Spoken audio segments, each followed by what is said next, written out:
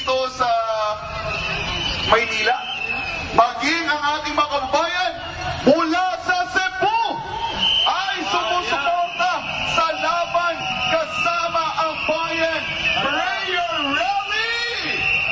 Mga Bisaya! Mga Subuhano!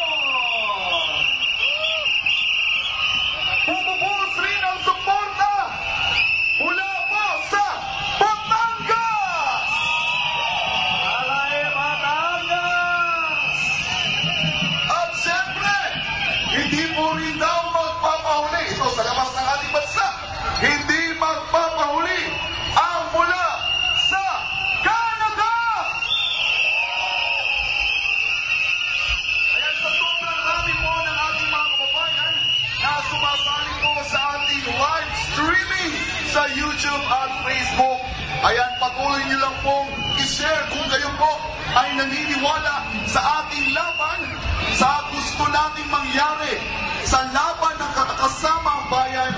Huwag niyo pong kalimutan na i-share ang ating live streaming upang mas lalong maipabot natin ang gusto nating mangyari para sa bansang Pilipinas. Alright! At siyempre pa partner Jason, ang prayer rally na ito ay simultaneous.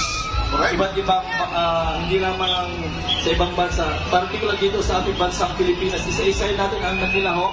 Ito kasi nandito sa Liwasang Bonifacio, no? Mix ito. Hindi lang ito taga-Kingdom of Jesus Christ, but ibang grupo, organisasyon na may pagmamahal at pagmamahal sa atin. Open po ito, mga kababayan. Kaya nanawagan namin sa muli, lahat ng may mga pag-ibig sa ating bansang Pilipinas, welcome po kayo dito sa ating pagtitipon sa ating prayer rally.